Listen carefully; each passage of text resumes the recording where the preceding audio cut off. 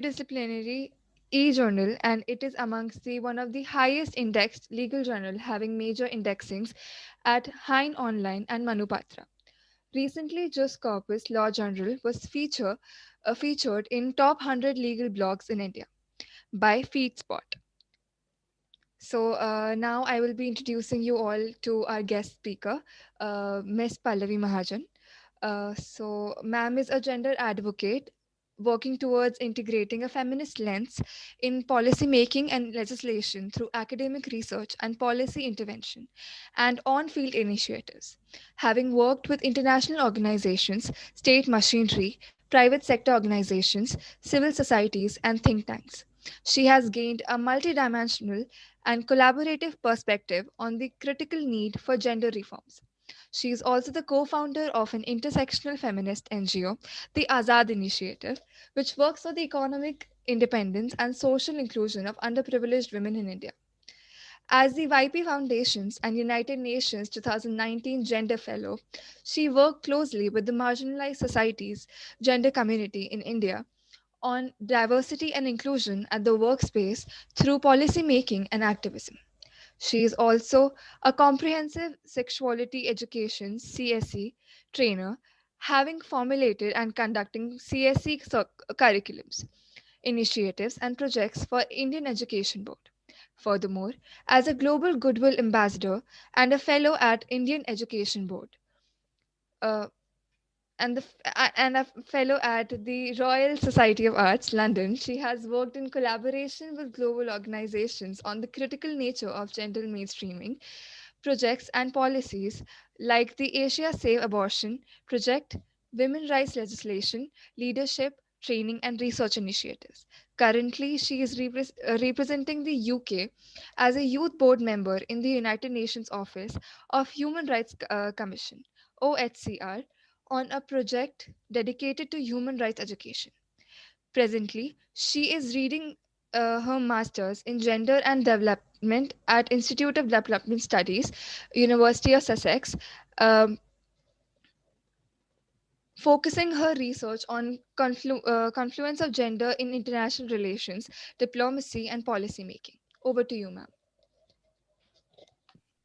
Thank you so much, Pansha. Also, I've graduated. I'm no more a student, so that's a new addition. But thank you so much for such a kind and a comprehensive introduction. And I hope by today's panel that we are holding today, it is a very engaging conversation, and we do not want to make it a bit too academic. Rather, interpretations of feminism from various aspects are invited, and I would be happy to participate in any kind of discussion or answer any kind of queries as per my capacity, or take up any kind of interpretations that people have or your audience has regarding feminism. So first, starting with why do we need to understand the various theories of feminism? Now, if you go back to a little bit of history of feminism, there were three waves of feminism which are acknowledged by the gender scholarship across the globe. And while these three waves of feminism the first wave began in 1940s, these waves of feminism gave women the rights that we stand on today. So it started with the suffragette rights, which were the political rights given to women where they had the right to vote and elect their political parties, to today when we are talking about that women have a right to their own womb, where abortion needs to be a mandate and it's a pro-life legislation. So all of these pro-women legislations have had their inbuilt mechanism in the feminist theories and the feminist movements that have happened across the globe. So coming back to a little academic, as I mentioned, we're not going to make it very academic because I understand the audience is not particularly from a gender background. So there are three big ideas or three big theories regarding feminism. The first is liberal, the second is radical, and the third is the feminist theory. The Marxist theory. So coming to the first theory of feminism, which is the liberal feminism, which is catered as the main branch of feminism, defined by its focus on achieving gender equality through, say, political reforms, legal reforms, within the framework of a liberal democracy.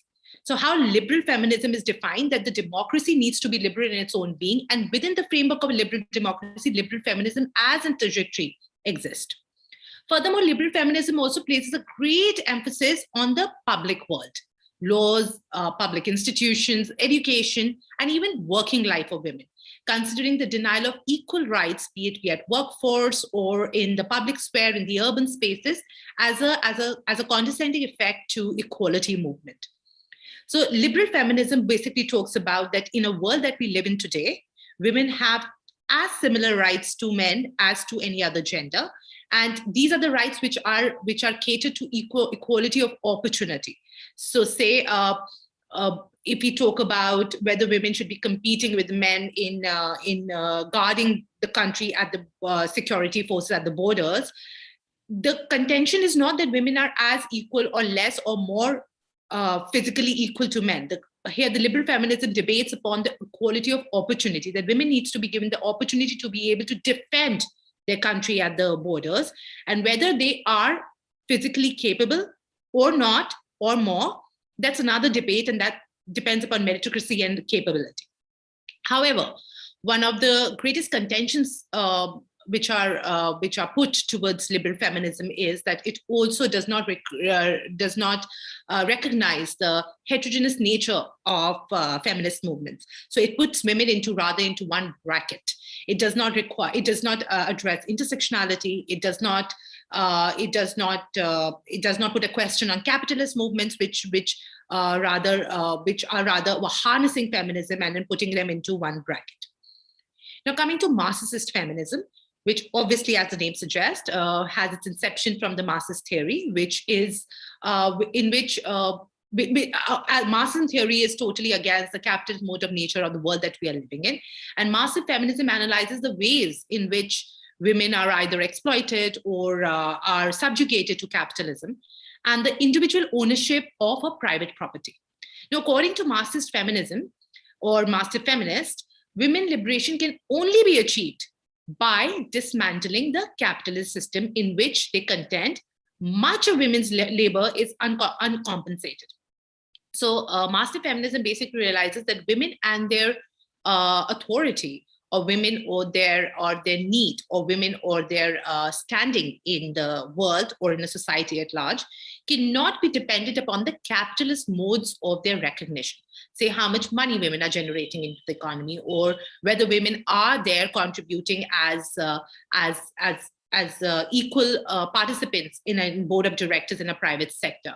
So Marxist theory says that when we give a capitalist agenda to feminist movements, we are disregarding the reproductive labor, the unpaid care labor that women do at home, or even the sex relations which happen between a heterosexual couple, where a woman is supposed to be subjugated to a man, and therefore the pleasure needs of a woman are not recognized.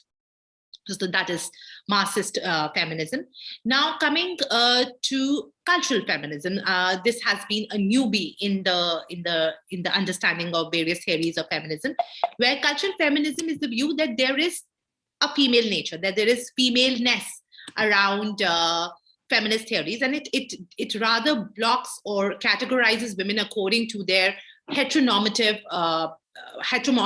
standards of being a woman, and it reduces and revalues the attributes which are regarded as femaleness, say long hair, or depending upon the different cultures where we go to, women with certain kind of soft features, or women need to be of a particular body size, or women need to behave in a particular way, behave like ladylike. So cultural feminism boxes women into the categories of the culture from where it's promulgates. So say, even in a country like India, cultural feminism will differ from how women are perceived, say in the northern part of the country to in the southern part of the country.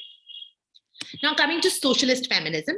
Now, socialist feminism is obviously an offshoot of Marxist feminism, which focuses upon the interconnectivity between patriarchy and capitalism.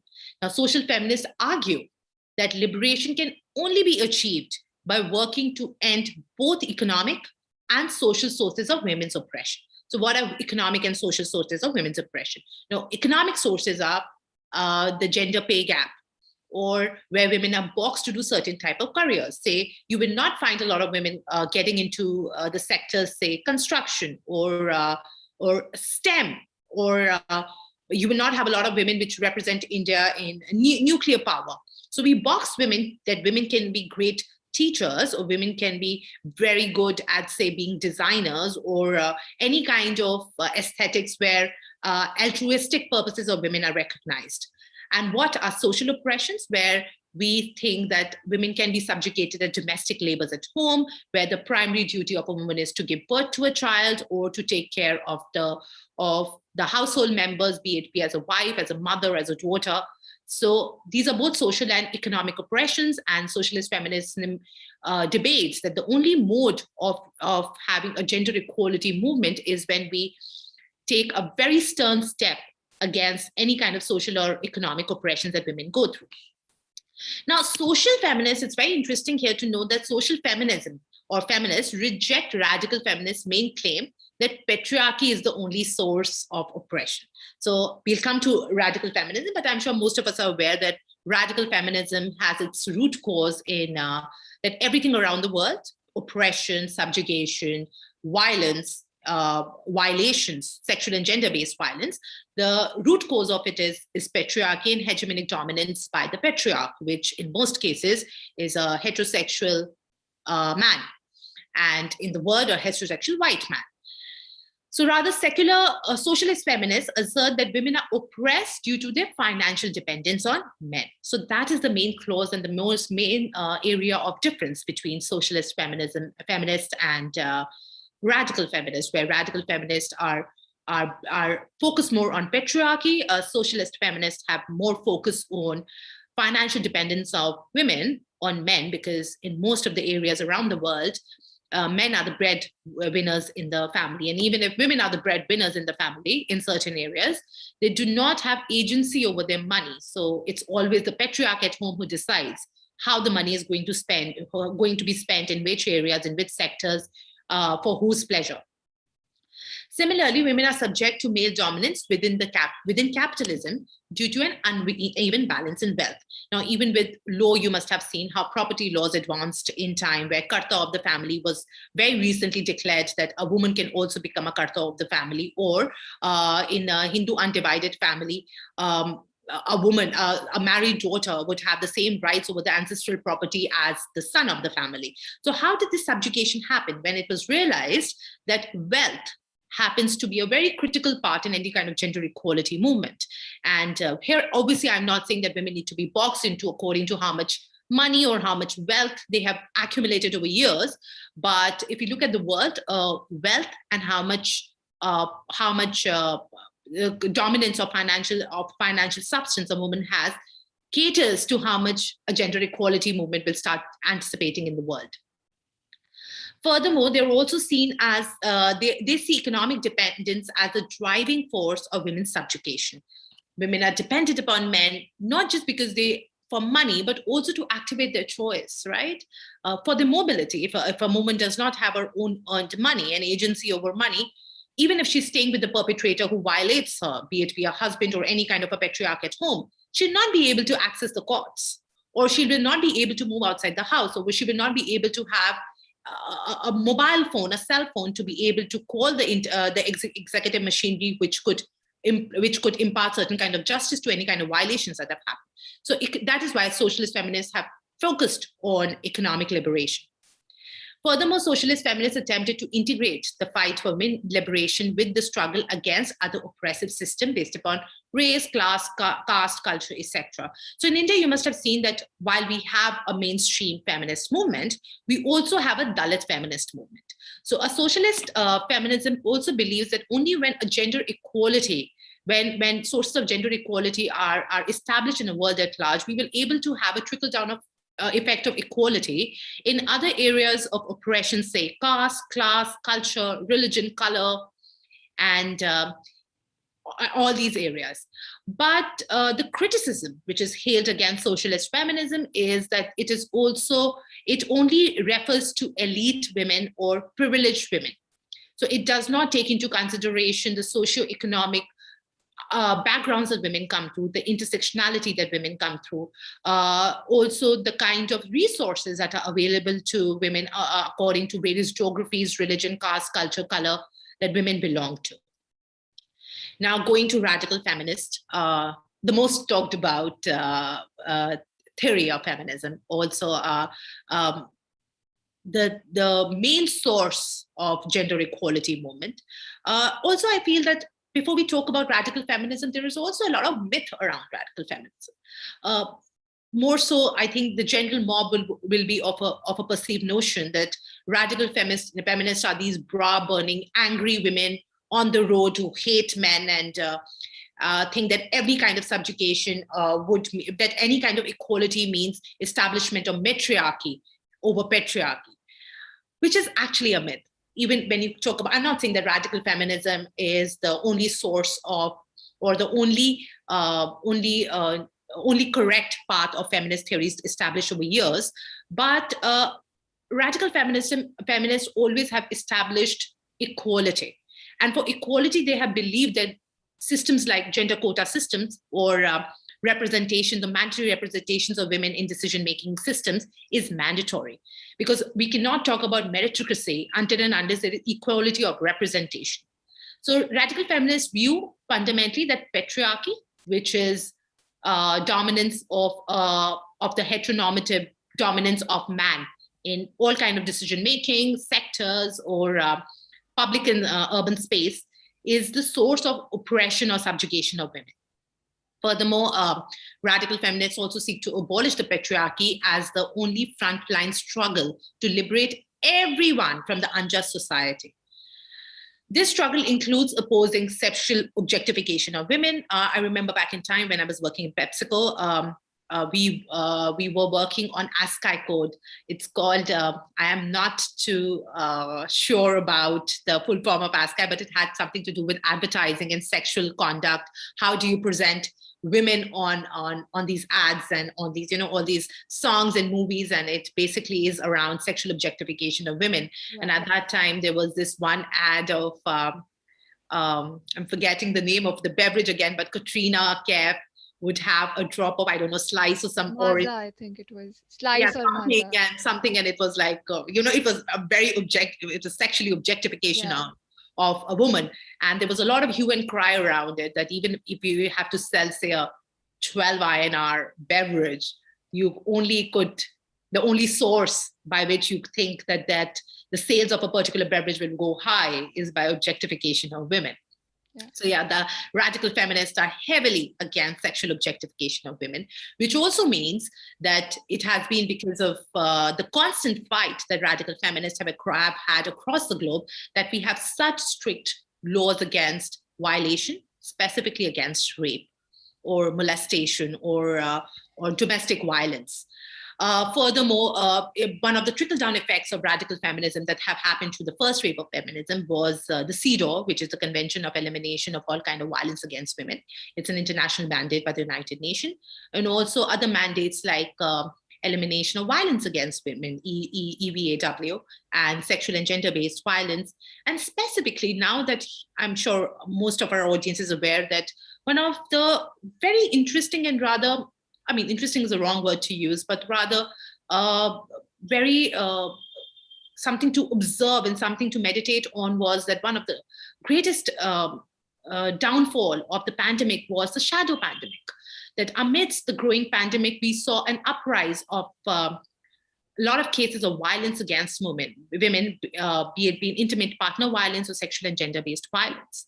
And then there were strict laws and evaluation frameworks that were passed to make sure that these unaccounted for violations are also reported, and then interventions are framed in such a way that any kind of unjust movement or any kind of calamity that happens in the world, the first sect of people to take to have the atrocious effect of a calamity like the COVID-19 pandemic were women, because they were not just vulnerable.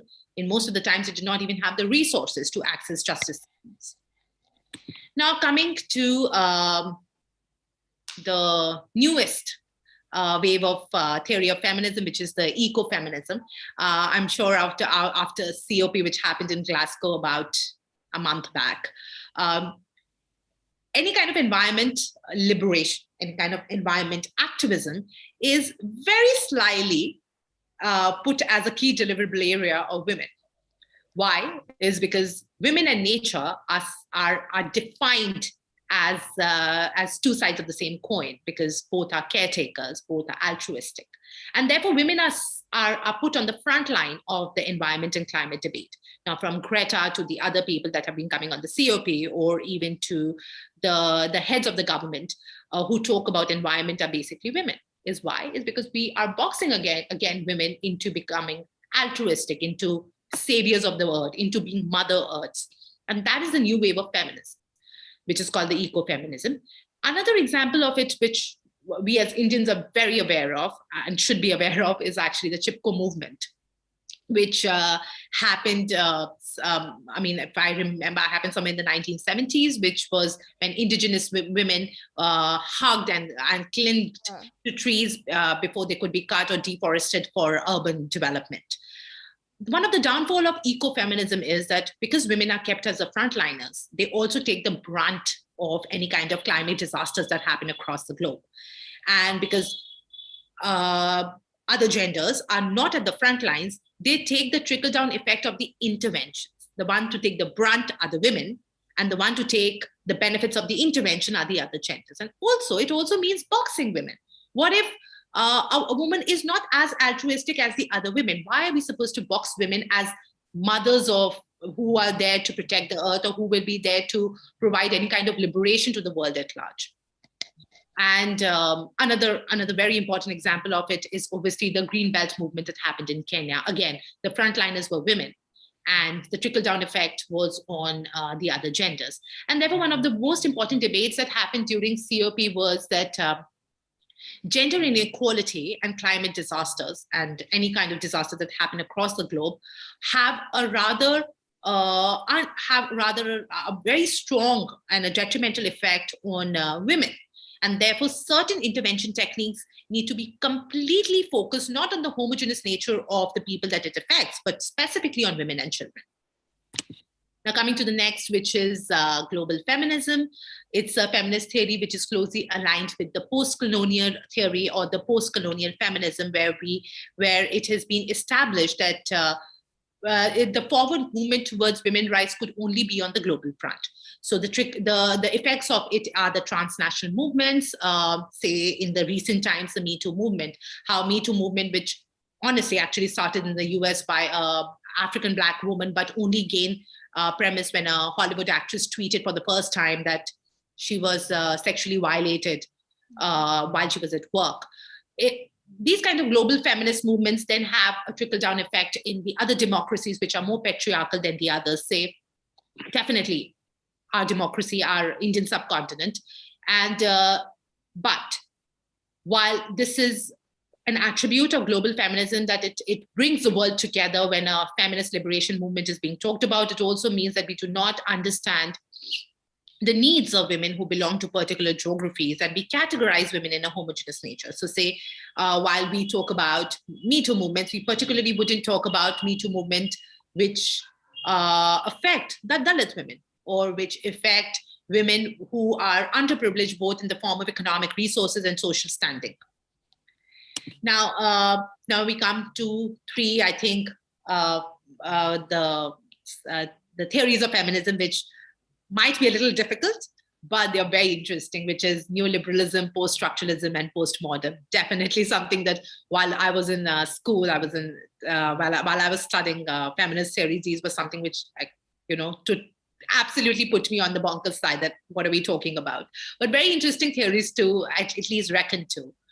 So post-structural feminism emphasizes on the discursive nature of all identity. So what post-structural feminism basically means, that a man and a woman is not an identity in isolation. So post-structural feminism says that there is nothing like a man, and definitely not like a woman. And these are all non-binary identities.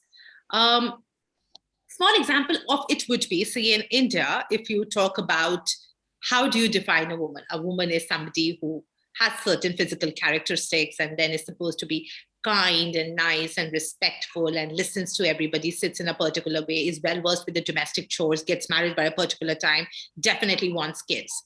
So that's a definition of an ideal woman. And say when you move to the other parts of the world, you will define women in a particular other way. what post-structural feminism means that this is boxing women. How can women be defined according to one theory? Some women might have very strong maternal instincts, and certain women might not be okay with children, and that's absolutely fine.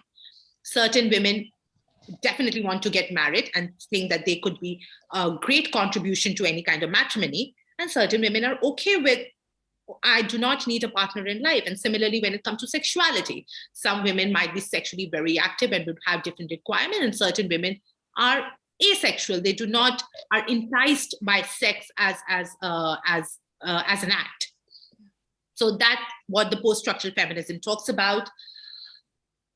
The criticism against post-structural feminism actually is a very interesting topic, specifically in the times that we are living in. If you look at Sigmund Freud's theory or various feminist theories, that they believe that it is necessary to give a certain kind of definition to a man and a woman according to sex. Certain feminists believe that while sex can be defined, gender is fluid.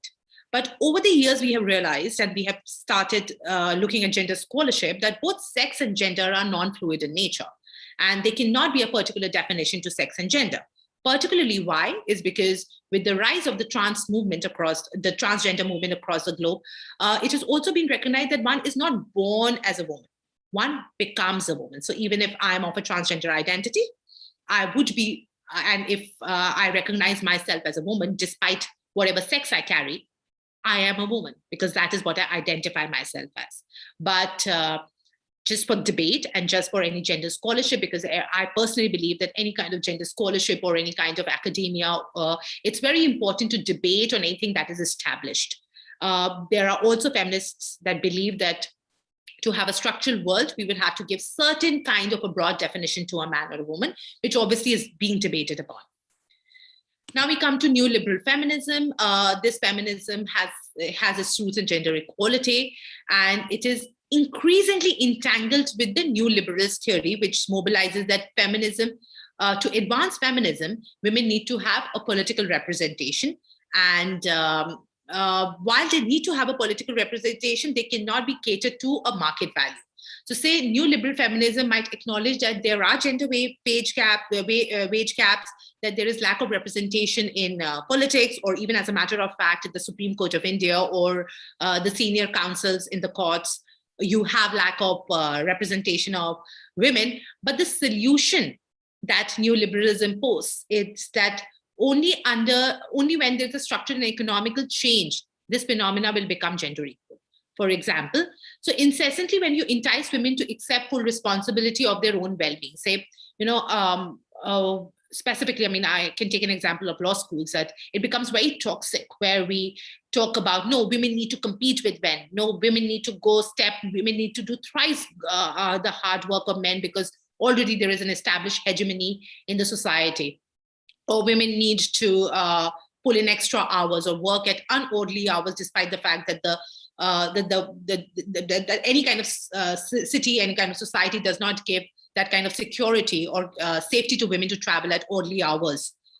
This kind of a setup basically means that the growth or liberation of women is only and only dependent upon how far women are supposed. Feminism debates that feminism is more about a co-design approach.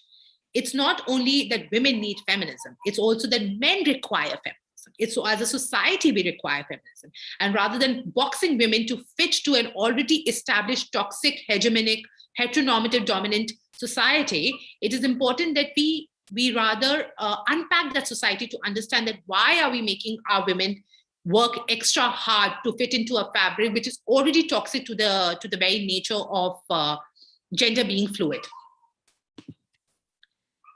Now coming to postmodern feminism is a mix of post-structural feminism, French feminism, and even the modernist theory. Now, the goal of postmodern feminism is to destabilize the patriarchal norms which are entrenched in the society, which have led to gender inequality. Now, postmodern feminists seek to accomplish this goal through rejecting essentialism. very interesting topic to discuss, that what is essentialism. As we discussed, postmodern essentialism, which is a branch of post-structuralism, which we discussed about, we have discussed in the past, is about boxing women into fit into certain categories. And it also rejects the universal truth in the favor of embracing the differences.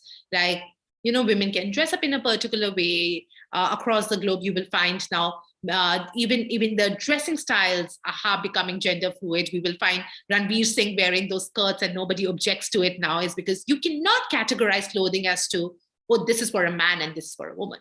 Similarly, we cannot categorize to, in the court, or women are supposed to be docile and these sharks, which are obviously senior counsels who are men in the courts, will come and make sure that everything starts shaking in their ambience. So essentialism of any kind of category, be it in physical being or in the mental, emotional, and spiritual fabric, is discarded by postmodern feminism. Yeah, but one of the critiques which are hurled upon postmodern feminism is it has a lot of jargons, and it is overtly academic. It does not give solution. Because it's obviously modern, then it caters to elite functioning of luminaries. It is a ivory tower perched gender scholarship, and therefore it does not cater to the ground, cater to the field. So whilst it does have certain attributes which are positive in nature, specifically when it disregards essentialism, it also does not cater to say the basic on the ground field initiatives where A plus B is equal to C. And postmortems, like how we have IPC, there are 1,000 caveats to a particular clause. So similarly, like that, postmodern feminism has a lot of caveats. So yeah, broadly, those were the theories of feminism. And as I mentioned, we have three big theories. In the beginning, I'd mentioned we have three big theories, which are the Marxist, liberal, and the radical feminist theory. But intermingling of these theories also happens. So as we advance in age, as we go to a world which speculates gender a bit more than we speculated in the 1990s, we will definitely have more theories of feminisms. Thank you so much, ma'am. The things you said were certainly very insightful. Like, up until now, I used to think that I know a lot about feminism, but I did not even know half the things. So I feel really enlightened right now. And the things that you said were completely true. And like the thing that struck me the most was when you said that men need feminism too. Because from what I have seen in my life is that the society puts a lot of pressure on men too, and they expect men to behave in a certain way and like mask their emotions, and there's always a pall of secrecy on their true feelings, which is like something that would suffocate them. And had it not been for feminism to come into existence, they would not have been able to express themselves better. Because I see a lot of my women friends too, uh, who support men and they speak up, and because of which like all of my friends are now comfortable and they express a lot better than what they used to do before. And the other thing that I wanted to say is that feminism, or being a feminist, it has become a taboo for the bigots. Like, I see a lot of my friends and myself too getting bashed for being a feminist. And half of the people who claim to be feminists are, they don't even know what feminism is all about. So people need to understand the difference between feminism and pseudo feminism. So thank you so much, ma'am. I would now like to move on to the questions, if you will allow. Absolutely, please go ahead. All right. So, number one, I think a lot of people have asked this question to you already, but can you suggest some ways to fight gender biased or gender based inequalities in the workplace? Yes, first, as lawyers, I think it's very important, and not just as lawyers, for people who are not acquainted with law, is to first understand this, that prevention of sexual harassment at workplace is a very strong legislation, and one needs to be aware about that. And to fight or to object against any kind of violation or bias that one feels is to make sure that you are well connected with the fabric. So, say in New Delhi, the National Commission of Women has its own branch where you can report any kind of violation. Be when it comes to any kind of gender pay gap or sexist remarks, it is necessary to raise your voice. But having said that, it is very easy for privileged women who can speak in English, who come from a particular privileged background, to preach to the world that why did not a particular woman, raise the voice at the right time. What is also necessary to have the right kind of solidarity and support system around you, because this is great reality. While a privileged woman would have it a little easier, we also have to remember that 60, 65, 70% of women in this country, in our country, are underprivileged and will not have the right kind of resources and agency to take their voice further. So in that case, it is important that they know that there are solidarity movements that exist across the globe. And whilst privileged women see the underprivileged women getting their quota of violations being higher, there has to be solidarity. So it's not that only when I get violated, I raise my voice. I will also raise my voice when I see another woman or any other kind of gender minority getting violated. The third is to make sure that you yourself understand that what are the inherent sexual biases that we all carry, like not to make certain remarks, to ask when somebody is not aware of your pronouns, to make them aware that these are my pronouns, to not subjugate or talk ill about women just because they dress up in a particular way, or specifically what it happens in India is they cannot speak in a particular way, dress up in a particular way. We all have these acronyms.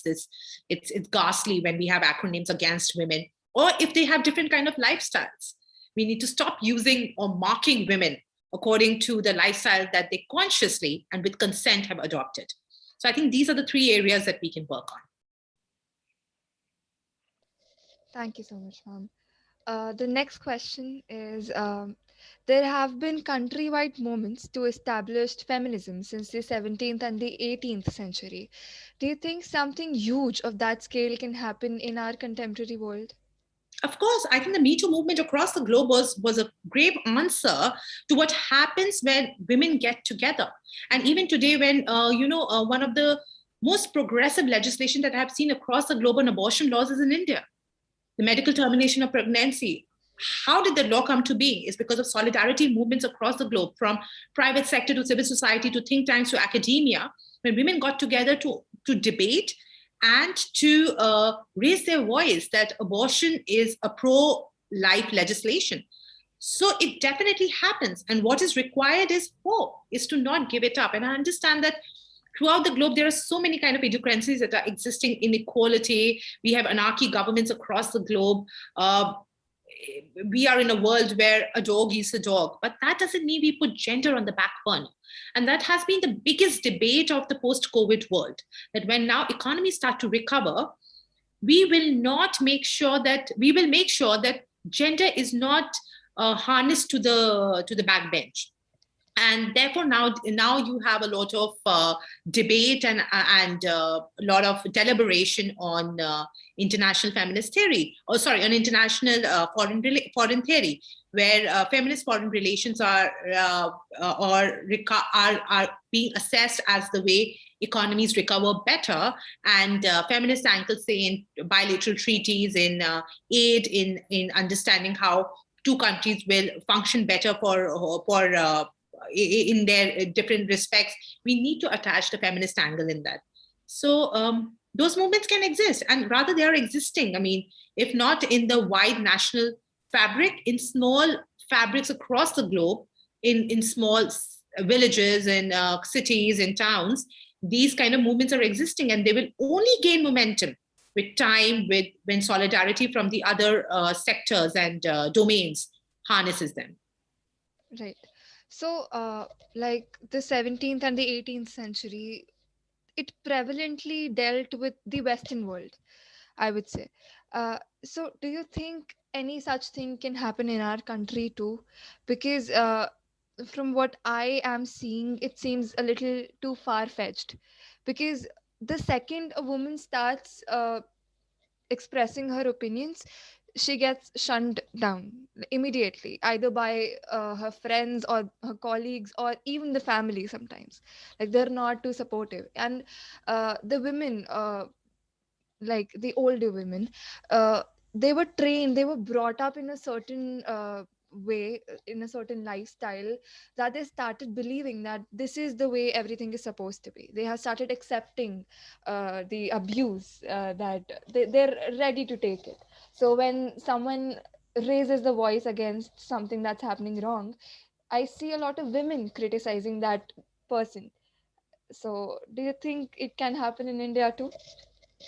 Let's go back to a little bit of history of India, because what happens is that we are so absorbed by the colonial mindsets, we think that in our country we have never seen feminist movements. If you go back to the history of the country, we've always placed women at a very high pedestal. So when you look at, rather, as a matter of fact, when you talk about clothing, in India, women were supposed, before the British came and colonized the country, bare-chested women was a norm. So when you look at Khajuraho, why do you see women bare-chested? Breast was supposed to be not an object of sexual gratification for a woman, but it's something that defined women. And we have always placed very high sanction on women. It's only when the British came and colonized the country, we started attaching a Victorian idea of morality to a woman, that a woman needs to be covered, needs to wear the kind of clothing that she's supposed to wear. She's supposed to be a primary caregiver at home. Similarly, when you talk about the India's independence movement, not just India, actually, as a matter of fact, the independence movement that happened in the Indian subcontinent, we had very strong women who were a part of the civil disobedience movement or even the 1857 mutiny. Why? Is because we recognized women as force bearers who could turn around any kind of inequality that existed in the world. Now, with over the years, more the country was colonized, there was a very dire influence of all the inequalities that were happening across our borders. And then for a country like India, because we are surrounded by so many other geographies, we always have a trickle-down effect of those geographies in our own country. And let's not forget, India is an extremely diverse country, which definitely is one of the greatest attributes for a country this big, a population of 1.4 billion people, but it's also something that really takes down the spirit of bringing forth any kind of pro-women legislation in this country. So women pro-equality movements or women-centric legislations have always been a part of our Indian fabric. That is a part of the cultural assimilation that we have grown up. But having said that, over the years, because of, I don't know, I wouldn't label it as a Western influence. I would rather blame it as our own subjugation. As you mentioned, that over the years we have been trained to understand that women are supposed to be caregivers at home, or any kind of violation that has happened in the women who were predecessors to our generation. We will be violating the same kind of. We will be imparting the same kind of violations to the women that succeed us. So. Because it has happened in the past, and it can happen even today. And I think quite late, some latest legislation would also be, as I mentioned, the medical termination of pregnancy, which happened because of a very strong feminist movement that existed in the country. Also, sexual harassment at workplace, only when women objected to it. Vishaka guidelines. These are very strong guidelines that have existed in the country. I am not saying that in India inequality doesn't exist, or any kind of, or it is not a patriarchal country. I am absolutely aware of my own, the own fabric that I live in, and I'm aware that India is a patriarchal country. But the way we are, at least today, like law school students discussing about feminism, it doesn't affect you. I mean, you should be discussing about laws, or maybe pro-women legislation laws, but why go to the root cause of why do we need women-centric laws specifically, is a golden step in understanding that if youth or any kind of gender minority comes together, we can bring forth the same kind of movements that have happened across the globe, and India has absolutely the caliber to bring it forth. is because we have seen colonization, we have seen atrocities, we have burnt our hands in being colonized for 200 years, and we understand that the imprints of the colonization has been both on our socio-economic, cultural fabric and spiritual background, and we can come forth from it. Thank you so much, ma'am. So my next question to you would be, according to you, what is the exact meaning of feminism? In today's era, everyone has internet access and the meaning is equivocal and messed up. And so we would like to know your point of view in this, because since I mentioned, people mistake feminists for pseudo-feminists, and then they bash them for wanting equality. Uh, I don't know if I'm capable, or rather anybody's capable enough to define one definition of feminism that suits everybody. I think it's such a beautiful concept, and it's such a invoking concept. It's such an invoking lifestyle, as a matter of fact, that everybody has their own idea, their own lived experience, and their own positionality to define feminism. And I don't think anything like pseudo-feminism actually exists.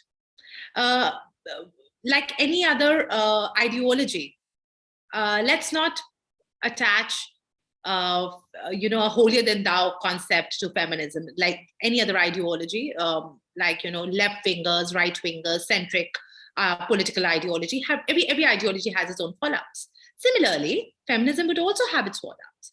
But what my personal understanding of feminism is absolute equality. The opposite of patriarchy can never be matriarchy. It can only be equality. And feminism now is also intersectional. It is important to understand that it might originate from female, which is fem, and then obviously the act of doing things, which is ism. But it is today, feminism is about intersectionality. So say the LGBTQIA or international intersectionality of age, disability, or class, caste, culture, as it happens in India, that's also attached to feminism. So equality of opportunity, irrespective of the gender, sex, religion, ability that one belongs to, that, according to me, is feminism. Absolutely, ma'am. Thank you so much. All right. So the next question would be, okay. So there's active participation seen from the trans community, uh, like in the modern world, in the feminist movements. So do you see it as a good cause? Like, because earlier there were, there were a lot of criticism revolving around it. And after 2017, when Section 377 got decriminalized, it led to a lot of people finally wrapping their mind around the LGBTQIA community. So, do you think it will help boost the feminism movement, and we should see more of their participation and the other people of the community as well? Absolutely. I think when 377 was put down, we gave legal status to LGBTQI community. The transgender community as a third sex was always recognized in the country, but they were not given civil status. By that, I mean that they were not given representation in decision-making bodies in private sector. They were relegated to certain professions, which were, I'm not going to defame those professions, but I'm guessing that they were boxed into one kind of a profession. So with the court, the Supreme Court giving a civil, with legal status to LGBTQI community, now the fight is to giving them a civil status. This happened in 2018. We are stepping into 2022. It's been 4 years, and it's high time that we recognize and give them the same rights which as a citizen of a country, a heterosexual citizen of a country, cisgender heterosexual citizen of a country, I enjoy, which is definitely for the benefit of the democracy as a whole. I mean, as I mentioned, that feminism is not just, or women equality movements are not just catered to women.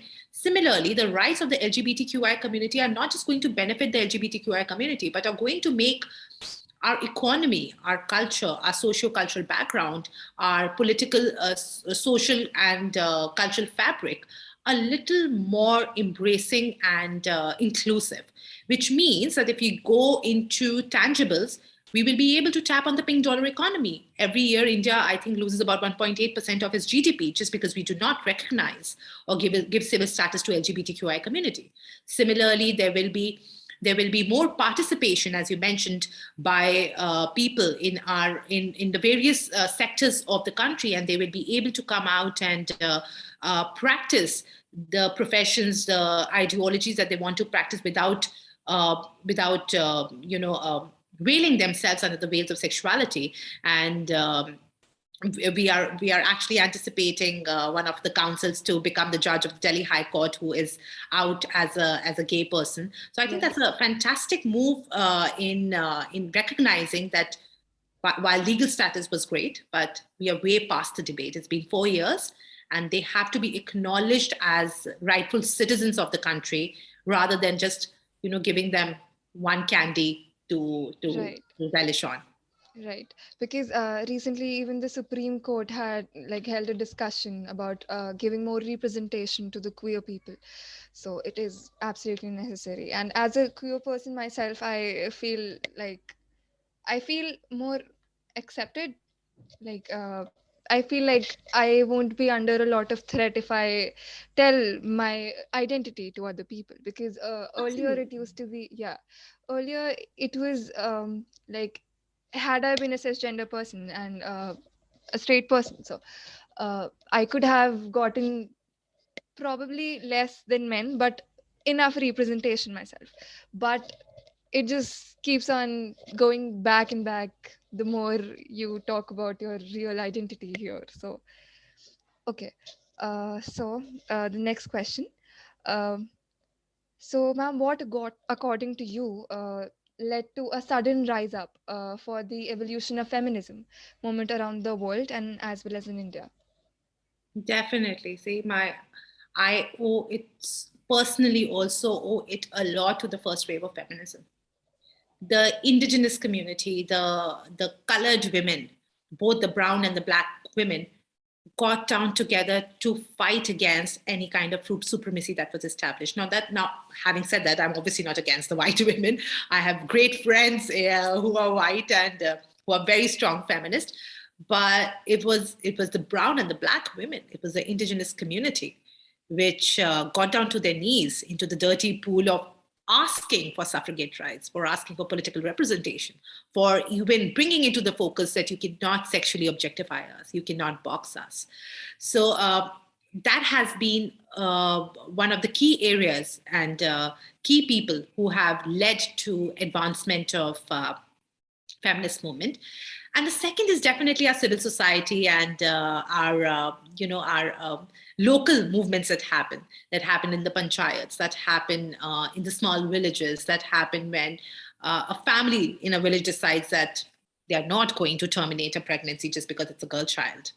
And we do not, honestly, do not, I mean, and that happens across the globe, that while we are so on time, working across geographies that you can do in this new world of Zoom. I mean, I think in the beginning I wasn't okay with it, but now I'm like, okay, good way to. Actually, it's a heaven for the introverts, to be very honest. Like Yeah, I yeah, can understand. I don't like being around people that much. So I have anxiety issues. So Okay, Mansha, you can continue. all right, all right. Ma'am, these were the questions that we had prepared for you. But I myself wanted to ask you some question, if I'm allowed. Ayush Bhaiya, can I ask one question? Yeah, for sure, for sure. Like you mentioned earlier, there are some privileged women who know their way around, and they're fluent in English, and they know their resources very well. And if someone tries to infringe their rights, they know how to hold them accountable for their actions. Would you like call yourself one of those women, or like, have you ever experienced in your professional life or personal life any such incident where you felt like something was not okay? And Yeah. I'm definitely privileged, and I'm very privileged. I mean, um, other than the fact that I had not the right, but implicit resources to be educated in a particular way, to know the language that is not my first language. I mean, English is not my first language. It's the language of the colonizer. And to belong to a particular religion, to belong to a particular caste. I'm very aware of my privilege. And because I'm aware of my privilege, I also understand that there are certain atrocities which haven't come my way. And therefore, I do not have the positionality to speak for women who, unfortunately, do not have the privilege that I have. And because of my privilege, I am definitely aloof of certain atrocities. But having said that, I think in India, when you grow up in India, and it was a very, I mean, now I find it so appalling, but it was a kind of an analogy back in law school, that in my circle of friends that I grew up with, and over the years that the women that I've known, I'm not known of a single woman who has not been sexually harassed or violated. And I know a number of women. And back in time, we used to take it, oh, you know what an analogy. And today it's disgusting. I mean, so from sexist jokes to boxing women that, you know, why would I change my profession from corporate arbitration to litigation to get into gender advocacy and gender legislation when I should be married by a particular age? And, you know, these are feminist topics, and, you know, women who are women, as you mentioned, women are tabooed to talk about these topics. Then, you know, name calling women because, you know, you enjoy certain kind of lifestyles. At work, I think I was very fortunate. I think back in work, I had very good set of bosses, honestly. I mean, from my first boss to my present team, extremely understanding. But having said that, I still remember I was working in, I'm not going to name the organization, but I was wherever I was working, and there was a manager who just very, as a matter of fact, I mean, he did not mean any harm, but there was a talk about women who perform in these dance numbers in Indian Hindi film industry, right? And he said, "Oh, that is an item number." I was like, "What does that even mean? That's a performance. Why would you label at somebody who is being sultry on screen as being an item number, or a woman of a loose character who would, you know, shake in a particular way or do dance moves in a particular way?" So I think all these remarks would happen, and and I'm sure I was inappropriately touched. See how candidly I'm talking about, as if it's a matter of fact, oh, women are inappropriately touched. But that's what we have to do, Mansha. We have to stop normalizing these things. I'm sure as a child, I was inappropriately touched, and that's been a learning. That whatever has been normalized even for our older women to speak to women in a particular way, or for the men of the family to derail a woman's opinion by saying that, no, you're not supposed to speak to me like that, even if they're wrong. They need to be questioned. And by question, I do not mean go rebel against them. Obviously, by when I say that as a privileged woman, I know my way out, I think for women, it's very important for them to understand that feminist movement will not happen today, tomorrow, or in the next 10 decades. I mean, it will not even happen. I mean, I'm not even looking at 50-50 gender equality in the generation after me. Maybe a generation after me, that 2 generations after me, there might be fragments of gender equality. But what we have to understand that we also have to adopt a co-design and participatory approach. So one step at a time. Do not rebel, unfortunately, in today's time would relegate the movement to the back burner. We have to adopt a participatory approach. And whatever our lived experiences have been with gender discrimination or sexual violation, we don't have to take the brunt of it and relegate it on somebody else, or I wouldn't say victimize oneself, but maybe try to harness it in an image that somebody else will not go through it. And that has always been the primary focus of feminist movements. Feminist movements have never been about you and me. Feminist movements have always been about the generation who comes after me should have it easier than what I have it. It's always about passing the baton forward. So even if I have gone through certain kind of atrocities or a certain kind of inequalities, I think my basic learning is that the generation after me, or anybody who is going through the same kind of violation, I will be able to either be empathetic or train them towards the right resources for redemption. Absolutely. And like you said, normalizing these things, even when you talk about the cuss words, they're so female centric. And when you hold people accountable for it, they just think of you as a very uptight person and Yeah, someone. crude. Yeah, Yeah, I crude, know. I know. exactly. Yeah. Yeah. So these are the questions we had for you, ma'am. And as much as I loved talking to you, we have to end this session. And it was really nice hosting you. So I would like to move on to the vote of thanks. On the behalf of the whole Jus Corpus team, thank you for such an insightful and knowledgeable session. We have learned about these theories of feminism in a very simpler manner. I hope everyone has learned about it, and thanks to the audience for attending today's session. And thank you so much, ma'am, for being with us today. It was truly an honor. Thank you so much, Mansha. Thank you, Ayush, for having me. It was wonderful to have a little chit chat around the corner. And I really hope that we all find our forces together, learn from each other, and make each other a part of the movement that we are looking at and the world that we are anticipating. And while there are more days than less where we are dejected of all the atrocities that are happening across the globe, but then when we share shoulders, when we